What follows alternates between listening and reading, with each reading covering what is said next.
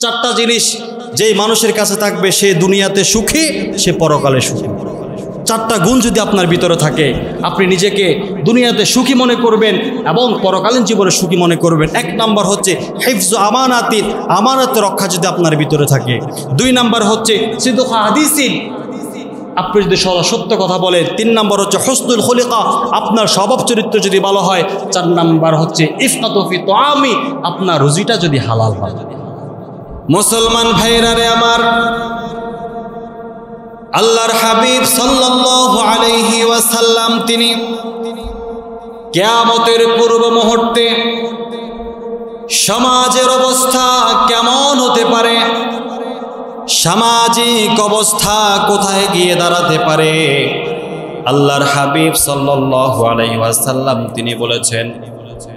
হাদিস কার হযরত আবু মুসা আশআরী থেকে বর্ণিত, قال رسول الله صلى الله عليه وسلم لا تذهب الدنيا حتى يأتي عليك يوم।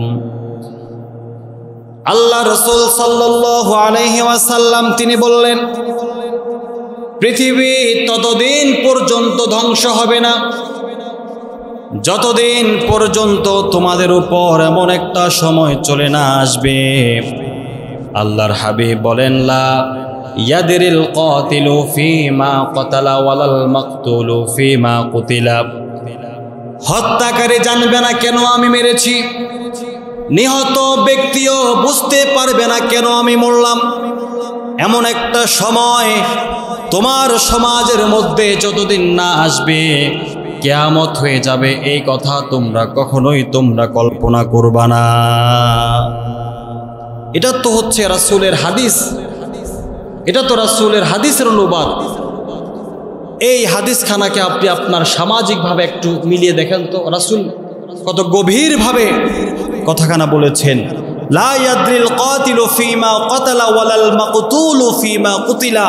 হত্যাকারী বুঝবে না কেন আমি মারলাম, নিহত ব্যক্তি যে মারা গেল সেও বুঝবে না কেন আমি মরলাম।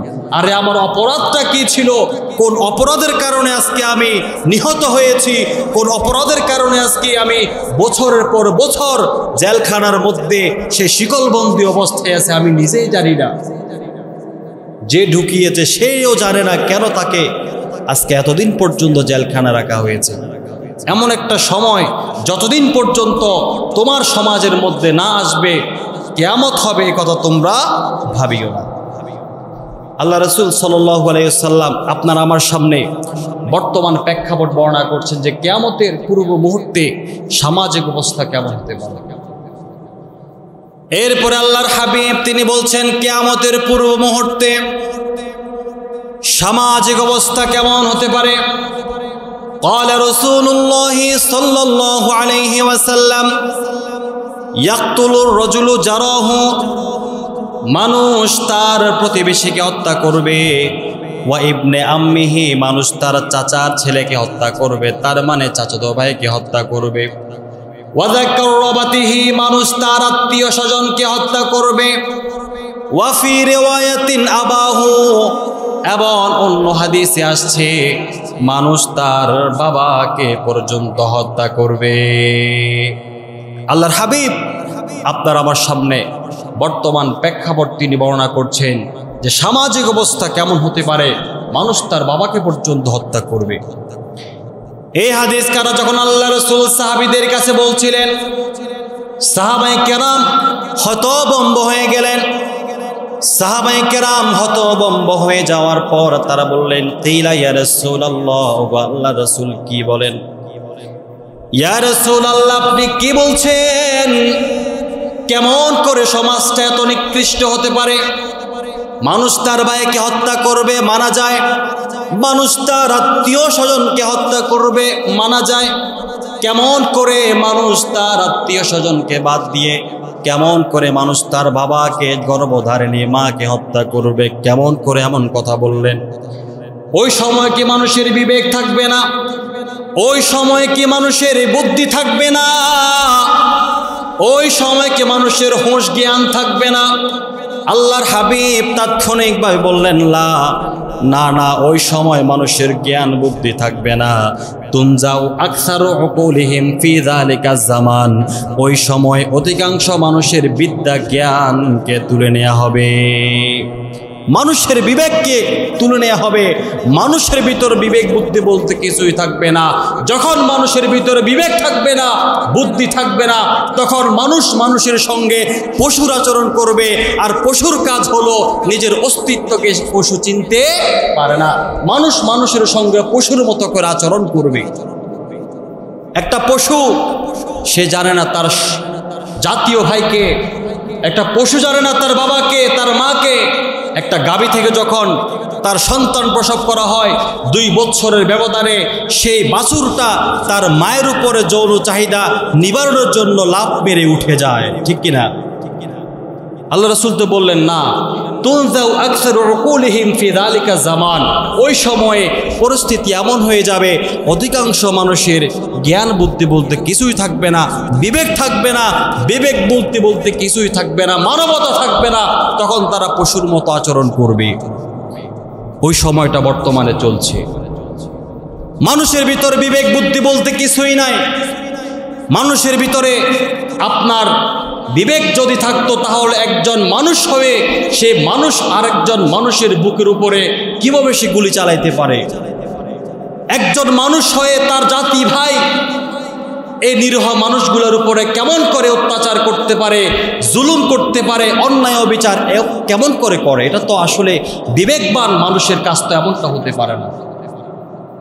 একজন বিবেকবান মানুষ দ্বারা তো এই অত্যাচার নিপীড়ন, ফেরাউনের আমলটাও তো ইচ্ছেতে ভালো ছিল। ফেরাউনের আমলটাও তো জাহিলি যুগে রাসূল সাল্লাল্লাহু আলাইহি ওয়াসাল্লাম যে জামানার মধ্যে আবির্ভূত হয়েছিলেন, সেই জামানায় নারীদেরকে পর্যন্ত সম্মান করত। যার ভিতরে বেদিন ঈমান ছিল না, একজন ঈমানহীন মানুষ, তারাও তো নারীদেরকে সম্মান করত, নারীদেরকে তারা সম্মানের পাত্রে রাখত। কিন্তু বর্তমান কি অবস্থা হলো?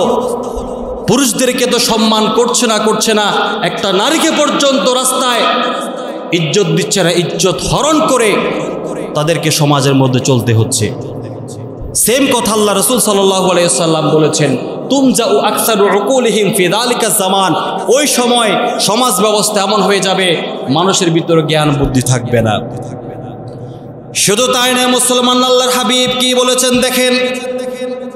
আল্লাহর হাবিব বলেন, ওয়ায়াখলুফু লাহু হাবাউম মিনান নাস, ওই সময়ে যারা সামাজিক দায়িত্ব পালন করবে, সরদারি করবে, বিচারক হবে, যারা বিচার ব্যবস্থা করবে, সমাজের দায়িত্ব পালন করবে, ওই সময়ে যারা রাষ্ট্রীয় প্রধান থাকবে, আল্লাহ রাসূল বলেন তারা কেমন হবে জানো? ওয়ায়াখলুফু লাহু হাবাউম মিনান নাস, মানুষের মধ্যে যারা বুদ্ধিহীন এমন বুদ্ধিহীন মানুষরাই সেদিন রাষ্ট্র পরিচালনা করবে। দুঃখিত, আমি অনুবাদক। রাসূল সাল্লাল্লাহু আলাইহি ওয়াসাল্লাম আজ থেকে 1500 বছর পূর্বে যে কথাটুকু বলে গিয়েছিলেন, সেই কথাটার অনুবাদ করে আমি আপনাকে শোনাচ্ছি। আপনি আমাকে দোষারোপ করার কোনো সিস্টেম খুঁজে পাবেন না। যদি আপনি দোষারোপ করতে চান, মুহাম্মদ সাল্লাল্লাহু আলাইহি ওয়াসাল্লামকে দোষারোপ করতে হবে। কেন তিনি 1500 বছর পূর্বে কথাটা বলে গেলেন, ওয়ায়াখলুফু লাহু হাবাউম মিনান নাস, ওই সময় সমাজের দায়িত্ব পালন করবে হাবাউম মিনান নাস, যারা বুদ্ধিহীন, জ্ঞান বুদ্ধি নাই, নিকৃষ্ট মানুষ, তারাই সমাজ পরিচালনা করবে। এজন্য ভাইয়েরা আমার, বর্তমান সময় সম্পর্কে আল্লাহর হাবিব কি বললেন? ক্বালা রাসূলুল্লাহ সাল্লাল্লাহু আলাইহি ওয়াসাল্লাম, আল্লাহর হাবিব সাল্লাল্লাহু আলাইহি ওয়াসাল্লাম তিনি বললেন, ইয়াতাকারাবু জামান, আখিরি জামানায় সময়টা এমন হয়ে যাবে, যুগ ঘন ঘন হয়ে যাবে, সংকীর্ণ হয়ে যাবে, বছর আসতে না আসতে চলে যাবে। এরপরে আল্লাহর হাবিব বলেন, ওয়াইকবাজুল ইলমি, মানুষের থেকে জ্ঞান পড়াশোনাকে তুলে নেওয়া হবে। খাতা কলমে পড়াশোনা থাকবে, বিদ্যা থাকবে, বইয়ের ভিতরে বিদ্যা থাকবে, খাতা কলমে, মানুষের অন্তরের ভিতরে জ্ঞান থাকবে না, বুদ্ধি থাকবে না, পড়াশোনা থাকবে না। যে অবস্থাটা বর্তমান সময়ে আপনি খুঁজে পাবেন। বর্তমানে পড়াশোনা নাই, এজ এ টিচার, আমি একজন শিক্ষক হিসেবে আমি এই কথাটা বুক ফুলিয়ে বলতে পারি, আমরা আমাদের সময় যেমনভাবে বিদ্যা আহরণ করেছিলাম তার মধ্য থেকে 100%-এর 20% বিদ্যা বর্তমানে সন্তানেরা আহরণ করে না। যেহেতু আমি কিছুদিন আগে মাস্টার্স পরীক্ষা দিয়েছি, আমি জানি একটা মাস্টার্সের ছেলে যদি সে তার পরীক্ষার হলে বসে গাইড দেখে দেখে সে পরীক্ষা দেয়, এটাকে পরীক্ষা বলে না, এটাকে ফাজলামি ছাড়া কোনো কিছুই বলতে পারে না। গতকাল রাতে যখন হাদিসগুলো আমি মোতালা করতেছিলাম, আমার ব্যক্তিগত জীবন, আমরা আমাদের সামাজিকভাবে জীবনের সাথে শুধু মিলেই যাচ্ছি। আমি অবাক হয়ে যাচ্ছি কেমন করে রাসূল সাল্লাল্লাহু আলাইহি ওয়াসাল্লাম আজ থেকে সেই 1500 বছর পূর্বে কথাগুলো বলে গেলেন, ওয়া ইকবাজুল ইলমি, মানুষের থেকে জ্ঞানকে তুলে নেওয়া হবে, জ্ঞান থাকবে না, সার্টিফিকেট থাকবে, এই সার্টিফিকেটের মূল্য থাকবে না, শুধু থাকবে ক্ষমতা, শুধু থাকবে কোটা। কি থাকবে বলেন? রাসূল বলেছেন বিদ্যা থাকবে না, সামাজিকভাবে জ্ঞান থাকবে না। এরপর রাসূল সাল্লাল্লাহু আলাইহি সাল্লাম বললেন, ওয়ায়ুলকাশ সুফাহা, মানুষের ভিতরে কৃপণতাকে চাপিয়ে দেয়া হবে। 1000 কোটি টাকা থাকার পরেও, লক্ষ কোটি টাকা থাকার পরেও ওই ব্যক্তিরা কৃপণ হয়ে যাবে, কৃপণতা তাদেরকে চাপিয়ে ধরবে। ওয়াতাজাহারুল ফিতান, এরপরে সমাজের মধ্যে ফিতনা সৃষ্টি হয়ে যাবে, সামাজিকভাবে মারামারি বেশি হয়ে যাবে। ছোট্ট থেকে ছোট জিনিস নিয়ে তারা ঝগড়া করবে, ছোট্ট থেকে ছোট জিনিস নিয়ে তারা মারামারির মধ্যে লেগে যাবে। বর্তমান সময়ে আমরা সামান্য থেকে সামান্য জিনিস নিয়ে পরিবারের মধ্যে ঝগড়া করি কি করি না? অবশ্যই আমরা ঝগড়া করি। ভাই ভাইয়ের মধ্যে সমস্যা ছোট্ট জিনিস নিয়ে, বন্ধু বন্ধুর মাঝে সমস্যা সামান্য জিনিস নিয়ে। রাষ্ট্রের মধ্যে বর্তমান সময়ে যেই ফিতনাটা সৃষ্টি হচ্ছে, রাষ্ট্রের মধ্যে বর্তমান সময়ে যেই অরাজকতা সৃষ্টি হয়েছে, সামান্য একটা প্রতিবাদ করেছে মাত্র, সামান্য বিষয় নিয়ে, একেবারে সামান্য জিনিস নিয়ে দেশ এখন দেশের জায়গায় নাই, দেশ কোথায় যে চলে গেছে আল্লাহ মাহবুদ জানে। এরপর আল্লাহর হাবিব তিনি বলেছেন, ওয়ায়াকসুরুল হারাজ, সমাজের ভিতরে মারামারির পাশাপাশি হারাজটা বৃদ্ধি হয়ে যাবে। সাহাবায়ে কেরাম হারাজ শব্দটা বুঝতে পারলেন না। সাহাবীরা বললেন, ইয়া রাসূলুল্লাহ মাল হারাজ, ওগো আল্লাহর হাবিব, হারাজ কাকে বলা হয়? আল্লাহ রাসূল সাল্লাল্লাহু আলাইহি ওয়াসাল্লাম বললেন, আল কাতিল, সামাজিক মারামারি এমনকি হত্যা। হারাজ মানে হত্যা, অর্থাৎ সমাজের ভিতরে হত্যা বেড়ে যাবে, হত্যা বেড়ে যাবে। আমি আমার ক্ষমতায় থাকার জন্য যতগুলা লাশ পড়ুক তাতে কোনো অসুবিধা নাই, যত রক্ত দেওয়ার তারা রক্ত দিবে, যত রক্ত যাওয়ার রক্ত যাবে, তবে আমি আমার পদে অব্যাহত থাকব।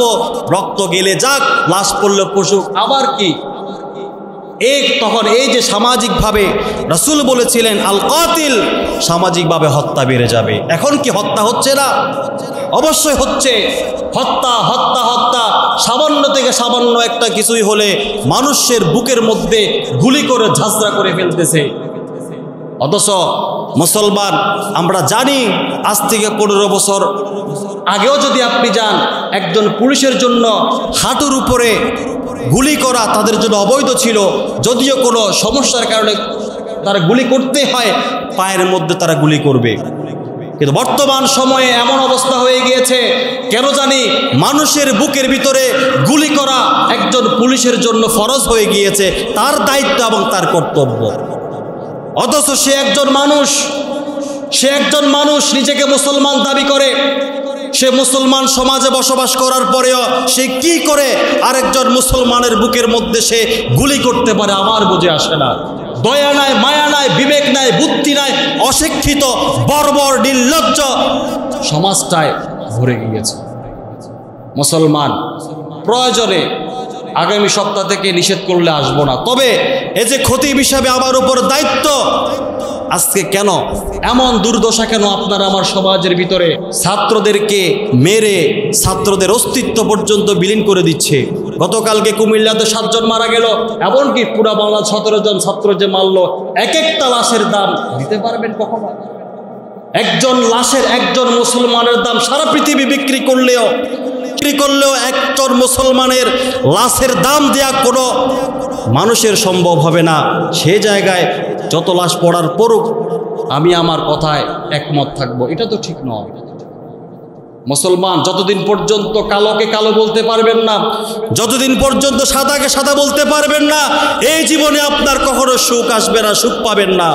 সুখের পিছনে ঘুরতেছেন, কোথায় সুখ? সুখ ধরা দিবে না।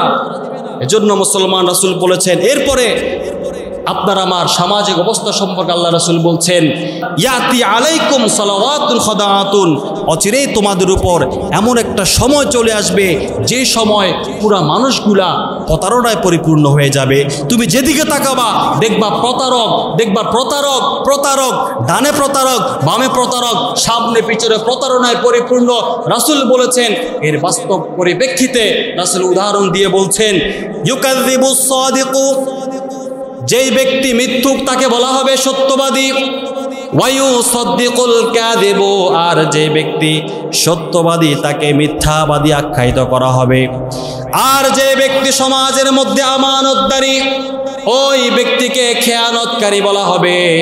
আর যে ব্যক্তি সমাজের মধ্যে খেয়ানতকারী, ওই ব্যক্তিকে আমানতদারী বলা হবে। এরপর আল্লাহ রাসূল সামাজিকভাবে বলছেন, ওয়ায়ানকিতুর রুআইবিস, ওই সময়ে যারা রুআইবিস তারা সমাজ পরিচালনা করবে। এই কথাটাও সাহাবায়ে কেরাম বুঝতে পারলেন না। সাহাবায়ে কেরাম বললেন, ওয়ামা হুয়া রুআইবিস, ওগো আল্লাহর রাসূল, রুআইবিস কাকে বলা হয়? কোন মানুষদেরকে রুআইবিস বলা হয়? আল্লাহ রাসূল তখন তাৎক্ষণিকভাবে বললেন, আর রাজুলু তাফিলু আমরিল আম্মা, যারা জনসাধারণের নেতৃত্ব দিবে তারা একেবারে ইতর শ্রেণীর মানুষ, একেবারে নিকৃষ্ট ইতর শ্রেণীর মানুষ, সামাজিকভাবে তারা দায়িত্ব পালন করবে। রাসূল সাল্লাল্লাহু আলাইহি সাল্লাম আপনার আমার জীবন সম্পর্কে ভবিষ্যৎবাণী দিয়ে যাচ্ছেন। আজ থেকে নিয়ে 1500 বছর পূর্বে প্রত্যেকটা হাদিসকে যখন আপনি বিশ্লেষণ করবেন, আপনার গ্রাম, আপনার সমাজ, আপনার ব্যক্তি জীবন, পারিবারিক জীবন, আপনার রাষ্ট্রীয় জীবন, আপনার দেশ সম্পর্কে দেখবেন প্রত্যেকটা হাদিস আপনার দেশের সঙ্গে মিলে যাচ্ছে। তো এই কথাটা যদি খতিব সাহেব বলে, খতিব সাহেব খারাপ, খতিব সাহেবের দোষ।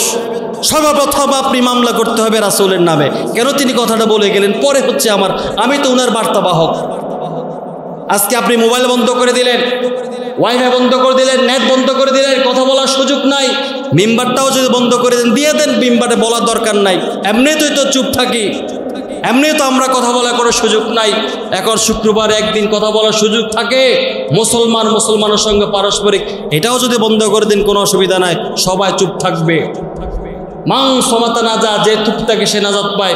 এক কোনায় বসে বসে ইল্লাল্লাহ ইল্লাল্লাহ জিকির করবো, তার কোনো উপায় নাই। এজন্য মুসলমান 3টা হাদিস বললাম। কয়টা হাদিস? বুখারী শরীফের কিতাবুল ফিতারের মধ্যে 3টা হাদিস আছে, দেখবেন সামাজিক অবস্থা সম্পর্কে রাসূল সাল্লাল্লাহু আলাইহি সাল্লাম উল্লেখ করেছেন। তো এই রাসূল এরপর আমাদেরকে বললেন যে এই সময় তোমরা কি করবা?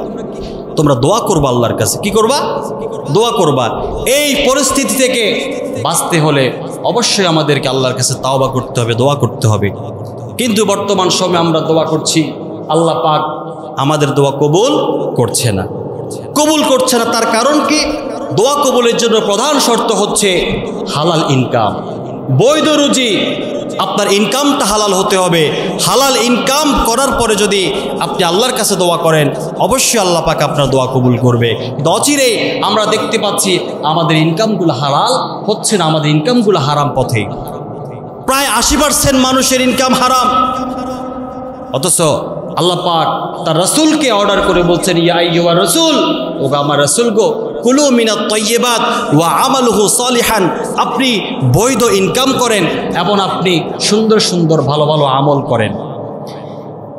এরপর আল্লাহর হাবিব তিনি বলছেন, ইয়াতি আলাইকুম জামান, অচিরেই তোমাদের উপর এমন একটি জামানা চলে আসবে, এমন একটা সময় তোমাদের উপর অতিবাহিত হবে, লা ইউবালিন নাস মা খাযা মিনহুম আমিনাল হালালি আমিনাল হারাম। মানুষ অর্থ উপার্জন করবে, মানুষ সম্পদ কামাই করবে, কিন্তু মানুষ একটা বারের জন্য ভাববে না আমি যে সম্পদ কামাই করছি আমার সম্পদ খানা হালাল নাকি হারাম। হালাল হারামের তাওয়াক্কুল সে করবে না। আমি যে সম্পদ কামাই করি আমার সম্পদ খানা হালাল নাকি হারাম এই বিষয়ে বিন্দু পরিমাণ তারা চিন্তা করবে না। এই কথা বুঝে দিকে আল্লাহ রাসূল সাহাবায়ে কেরামের মাঝে বলছেন, আল্লাহর হাবিব তার দুটো হাতকে সাহাবীদের মাঝে এইভাবে তুলে ধরে আল্লাহ রাসূল বললেন, বুসিতাত আলাইকুমুদ দুনিয়া কামা বুসিতাত মান কানা ক্বাবলাকুম। এই পৃথিবীতে টাকা ইনকাম করার জন্য এই পৃথিবীকে তোমাদের সামনে এইভাবে তুলে ধরবে, তোমরা তাকিয়ে দেখবা হাজার হাজার হাজার হাজার পথ টাকা ইনকাম করার জন্য। যেদিকে তাকাবা ইনকামের পথ দেখবা, যেদিকে তুমি তাকাবা দেখবা ইনকাম, টাকা ইনকামের পথ দেখবা। যখন মানুষ টাকার পিছনে ঘুরবে, হালাল হারাম যখন সে চিন্তা করবে না, ভাববে না, আল্লাহ রাসূল বলেন তুহলিকুকুম কামা আহলাকতুকুম, ওই ইনকামের রাস্তা মানুষদেরকে ধ্বংস করে দিবে যেমনি ভাবে পূর্ববর্তী মানুষদেরকে আল্লাহ পাক ধ্বংস করে দিয়েছিলেন। এই ইনকাম পন্থা আপনি যখন দেখবেন যে যেদিকে তাকান শুধু ইনকাম, এই ইনকাম পন্থা মানুষদেরকে ধ্বংস করবে যেমনি ভাবে পূর্ববর্তী মানুষদেরকে ধ্বংস করেছিল। ফেরাউনের মতো ক্ষমতা এখনো বাংলার জমিনে কারো হয় নাই, পৃথিবীতে কারো হয় নাই। আমেরিকা পর্যন্ত ফেরাউনের মতো ক্ষমতাধর হইতে পারে নাই। সে ফেরাউনের অস্তিত্ব বর্তমান সমাজে নাই। ফেরাউনের কথা শুনলে হিন্দু, খ্রিস্টান, বৌদ্ধ, নাসারা, মুসলমান তো বাদ দিলাম, সকলের নিকট ফেরাউন হচ্ছে ঘৃণার পাত্র, ঘৃণার পাত্র। এমন কোনো কাজ আপনি আমি করব না যাতে করে আজ থেকে 20 বছর পূর্বে 20 বছর পরে যেন আমাদেরকে ফেরাউনের সাথে তুলনা দিতে হয়, ফেরাউনের সাথে তুলনা দিতে হয়, এমন কোনো কাজ আপনার আমার দ্বারা যেন না হয়। মুসলমান হালালভাবে ইনকাম করবেন, হালাল পন্থায় চলবেন। এজন্য রাসূল বলেছেন বারবার, ইন্নাল্লাহা তাইয়্যিব লা ইউকবালু ইল্লা তাইয়্যিবা, নিশ্চয় আল্লাহ পাক হচ্ছেন পবিত্র, তিনি পবিত্র ছাড়া গ্রহণ করে না। ছোট্ট একটি বাক্য যদি আপনি মুখস্থ রাখেন, ইন্নাল্লাহা তাইয়্যিব লা ইউকবালু ইল্লা তাইয়্যিবা, নিশ্চয় আমার আল্লাহ হচ্ছেন পবিত্র, তিনি পবিত্র ছাড়া গ্রহণ করে না। আপনি আপনার জীবনের যেই কোনো মুহূর্তে এই ছোট্ট বাক্যটাকে যদি আপনি আপনার গলার সঙ্গে ঝুলিয়ে রাখেন, দেখবেন আপনার দ্বারা হারাম ইনকাম হবে না। আপনি যখন ব্যবসায়িক মানুষ, যদি আপনি মনে করেন ইন্নাল্লাহা তাইয়্যিব লা ইউকবালু ইল্লা তাইয়্যিবা, আমার আল্লাহ হচ্ছেন পবিত্র আর আমার আল্লাহ পবিত্র ছাড়া গ্রহণ করে না, এই কথাটা যখন আপনি চিন্তা করবেন, ব্যবসায়িক ক্ষেত্রে আপনি বিন্দু পরিমাণ হারাম উপার্জন আপনি করবেন না। যখন আপনি চাকরিজীবী, চাকরির মুহূর্তে যদি আপনি চিন্তা করেন ইন্নাল্লাহা তাইয়্যিব লা ইউকবালু ইল্লা তাইয়্যিবা, আমার আল্লাহ হচ্ছেন পবিত্র আর আমার আল্লাহ পবিত্র ছাড়া গ্রহণ করবে না, চাকরিজীবী মুহূর্তে আপনি বিন্দু পরিমাণ হারাম খাবেন না, ঘুষ খাবেন না। যখন আপনি বিচারক, যখন আপনি গ্রামের সরদার, যখন আপনি মাতব্বর, যখন আপনি মেম্বার, যখন আপনি সমাজ পরিবর্তন করেন, যখন আপনি সমাজের দায়িত্বশীল, যখন আপনি বিচারাজগার করেন, আপনি যদি এই কথা ভাবেন ইন্নাল্লাহা তাইয়্যিব লা ইউকবালু ইল্লা তাইয়্যিবা, নিশ্চয় আমার আল্লাহ হচ্ছেন পবিত্র, আমার আল্লাহ পবিত্র ছাড়া গ্রহণ করে না, তাহলে এই কথা যদি আপনার অন্তরে থাকে, তাহলে আপনি 500 টাকার বিনিময়ে সমাজের ভিতরে বিচার আপনি এদিক সেদিক করবেন না। কেন জানি আমার কাছে মনে হয় এই কথাটা ইন্নাল্লাহা তাইয়্যিব লা ইউকবালু ইল্লা তাইয়্যিবা একেবারে গলার মধ্যে ঝুলিয়ে সকাল থেকে রাত পর্যন্ত ঝুলিয়ে রাখতাম, আর এটা দেখতাম যখনই আপনার চোখের সামনে বাক্যটা ঝরবে, তখন আপনার দ্বারা আর হারাম ইনকামের কোনো পথ আসবে না। রাসূল করিম সাল্লাল্লাহু আলাইহি ওয়াসাল্লাম এরপরে দৃষ্টান্ত দিয়ে বলতেছেন যে একজন মানুষ সফরের মধ্যে গেল, বিপদের মধ্যে পড়ল। আল্লাহ রাসূল বলেছেন, কোনো ব্যক্তি মুসাফির অবস্থায় আল্লাহর কাছে দোয়া করলে আল্লাহ পাক সঙ্গে সঙ্গে তার দোয়া কবুল করে।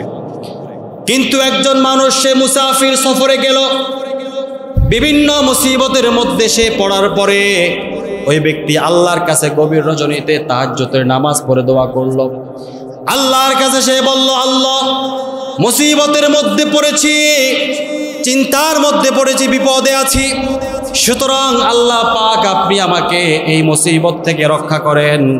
আল্লাহ রাসূল বললেন, না না, ওই ব্যক্তির কখনো ওই ব্যক্তির দোয়া আল্লাহ পাক কোশ্চিনকালেও কবুল করবে না।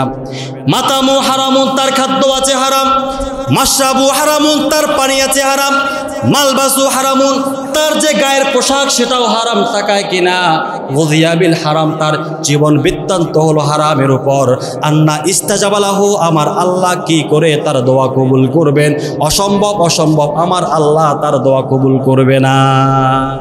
সারা জীবন খাবেন হারাম, পোশাক পরবেন হারাম টাকায়, এমনকি পানি খাবেন হারাম টাকায়, নিজের জীবনটা হারামের উপর চালিয়ে আল্লাহর কাছে দোয়া করবেন।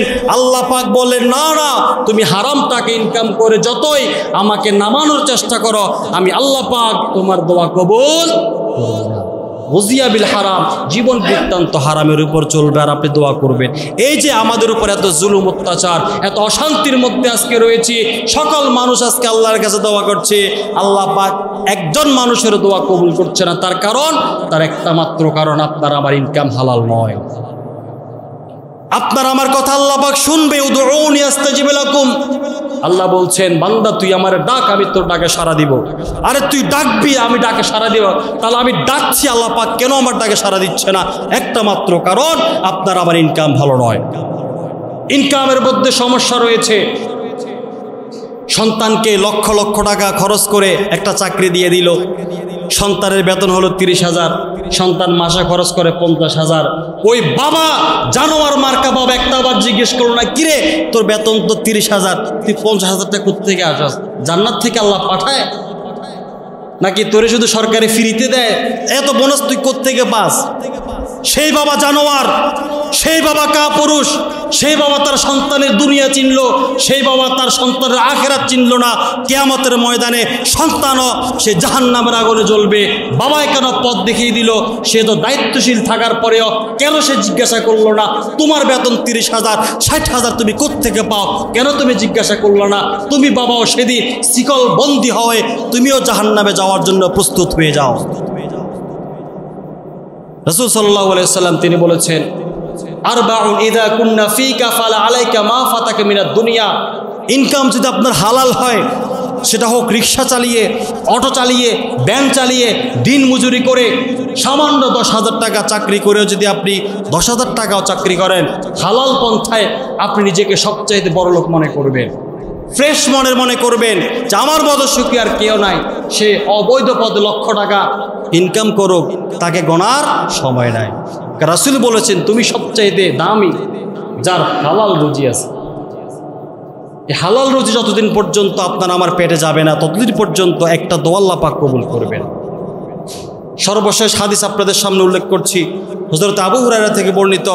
রাসূল সাল্লাল্লাহু আলাইহি ওয়াসাল্লাম তিনি বলেছেন, সিনফান মিন আহলিন নার, দুই শ্রেণী মানুষ এমন আছে যারা আমারও পরে আসবে। আমি রাসূল দুনিয়াতে আসি, আমি থাকার সময় তারা এখনো দুনিয়াতে আসে নাই। আমি রাসূল ইন্তেকালের পরে তারা দুনিয়াতে আসবে। তাদের সম্পর্কে আমি ভবিষ্যৎবাণী দিয়ে যাচ্ছি, তারা জাহান্নামী। আমি দেখি নাই, আমার পরে আসবে, তবে তাদের সম্পর্কে আমি ভবিষ্যৎবাণী দিয়ে যাচ্ছি, তারা জাহান্নামী। এক নাম্বার হচ্ছে কওমুন, ওই সমস্ত ব্যক্তি, মাহুম সিয়াতুন কাজনাবিল বাকা, যাদের হাতের মধ্যে থাকবে লাঠি কিসের মতো? কাজনাবিল বাকার, গাভীর লেজের মতো।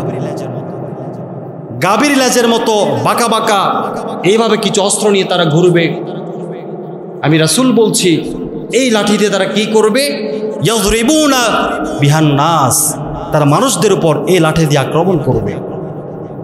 রাসূলের হাদিস। কোনো বাপের বেটা যদি থাকে এই হাদিসের বিরোধিতা করতে, আমি আবু নাসের আসি বিরোধিতা করে দেখেন। রাসূল কেন 1500 বছর পূর্বে কথাটা বলে গেলেন? ওই ব্যক্তি জাহান্নামী যার হাতে থাকবে লাঠি, সে মানুষের পর জুলুম করবে এই লাঠির মাধ্যমে। সেই লাঠি এখন পুলিশের হাতে থাকুক, র্যাবের হাতে থাকুক, যার হাতে থাকুক, আরেকটা দল তো আছে বলা যাচ্ছে না, যার হাতেই থাকুক এই লাঠি, আপনার সন্তান, তাদের ব্যাপারে রাসূলের ভবিষ্যৎবাণী, সে জাহান্নামী। কি করবে? ইয়াযরিবুনা বিহান নাস, সে এই লাঠির মাধ্যমে মানুষের প্রতি জুলুম করবে, মানুষদেরকে মারবে। এদের ব্যাপারে রাসূল বলেছেন, ইয়াদখুলুনাল জান্নাতা, এই মানুষগুলো জান্নাতে যাবে না। ওয়ালা ইয়াজিদনা রিহাহা ওয়া ইন্না রিহাহা, লা ইউজাদু মিন মাসিরাতিন কাযা ওয়া কাযা। আরে তারা তো জান্নাতে যাবে না এক কথা, জান্নাতে সুঘ্রাণ পর্যন্ত পাবে না, অথচ জান্নাতের সুঘ্রাণ বহু দূর থেকে পাওয়া যায়। বহু দূর থেকে জান্নাতের সুঘ্রাণ পাওয়া যায়। যে সমস্ত জালেমের হাতে লাঠি থাকবে, এই লাঠি দিয়ে নিরীহ মানুষের প্রতি জুলুম করবে, অত্যাচার করবে, মানুষের অধিকার লঙ্ঘন করবে, যতদিন পর্যন্ত আপনি সাদাকে সাদা বলতে শিখবেন না, কালোকে কালো বলতে শিখবেন। আরে রাসূলের হাদিস, আমি কেন, আমার সমাজ কেন, আমার রাষ্ট্র কেন, সারা পৃথিবীর বিরুদ্ধেও যদি যায়, এটাই রাসূলের হাদিস। আমি পৃথিবী, আমার সমাজ উল্টা চলতেছে, এই জন্য কি রাসূলের হাদিসকে আমি বাদ দিব? রাসূলের হাদিসকে বাদ দেওয়ার কোনো সুযোগ নাই। পৃথিবীর বিরুদ্ধে গেল, এটাই রাসূলের হাদিস। যদি কোনো বেটা যদি পারে যে আপনি ভুল বলেছেন, কাজ না বিল বাকর, যে হাদিসটা ইনশাল্লাহ আমি আছি। তো রাসূল সাল্লাল্লাহু আলাইহি ওয়াসাল্লাম আমাদের বর্তমান সামাজিক অবস্থা সম্পর্কে এটাই বলে গেলেন। কত নিম্ন শ্রেণীতে আমরা চলে যাব। আল্লাহর কাছে দোয়া করা ছাড়া কোনো উপায় নাই। আল্লাহ পাক যেন আমাদের বাকশক্তি ফিরিয়ে দেয়, সকলে বলি আমিন। আল্লাহ পাক যেন আমাদেরকে হেদায়েত দান করে, আল্লাহ পাক যেন জালেমের জুলুম থেকে আমাদেরকে হেফাজত করে, সকলে বলে আমিন। চাকরির ফরওয়া আসলে করাটা বোকামি। যদি বলেন যে হুজুর আপনি এটা সরকারি বিরোধী কথা বলতেছেন, 10টা হাদিস আমি লিখিত আনলাম, 10টা হাদিস যদি এলাকার বিরুদ্ধে যায়, এটা তো রাসূলের হাদিস, এগুলো বলা তো আমার উপর দায়িত্ব, আমার উপর কর্তব্য। সুতরাং যে ইমাম হাদিস বলতে পারবে না, যে মুসল্লি রাসূলের হাদিস বললে, কোরআন আয়াত বললে যে মুসল্লি পছন্দ করবে না, সেই মুসল্লির ইমাম হওয়ার আমার এত প্রয়োজন নাই। সুতরাং কোরআনে হাদিসে যাহা আছে আপনাকে আমাকে মানতেই হবে। সামাজিকভাবে আমার রাষ্ট্র যেদিকে যাক, রাসূলের হাদিস তো বলছে এটাই। সত্যকে সত্য বলবে, মিথ্যাকে মিথ্যা বলবে, কখনো সত্যের বিরোধিতা করবেন না। তাতে দুইটা ক্ষতি হবে। একটা হলো রাসূলের হাদিসকে অমান্য করার কারণে আপনি কাফের হয়ে যাবেন। আর আমি নামাজ পড়তে পারি, এটা আমার দুর্বলতা, আরে নামাজ না পড়লে কি হয়েছে, কুসুনি হয়েছে, একথা বললো তো ইমানে চলে যাবে। নামাজ পড়তে পারেন না, ভাই আসলে নামাজ পড়তে পারতেছি না, কি করব, চেষ্টা করতেছি, এটা হচ্ছে এক বিষয়। আমি নামাজ পড়লে না পড়লে আপনার কি, আপনার সমস্যাটা কি নামাজ পড়তেন না, কি হয়েছে, নামাজ না পড়লে কি হয়েছে, যদি এই কথাটা আপনার মুখ থেকে বের হয় তাহলে আপনি ধ্বংস হয়ে যাবেন। আল্লাহ পাক আমাদের সকলকে বুঝার তৌফিক দান, সকলে বলে আমিন। ওয়া আখিরু দাওয়ানা আনিল হামদুলিল্লাহি রাব্বিল আলামিন।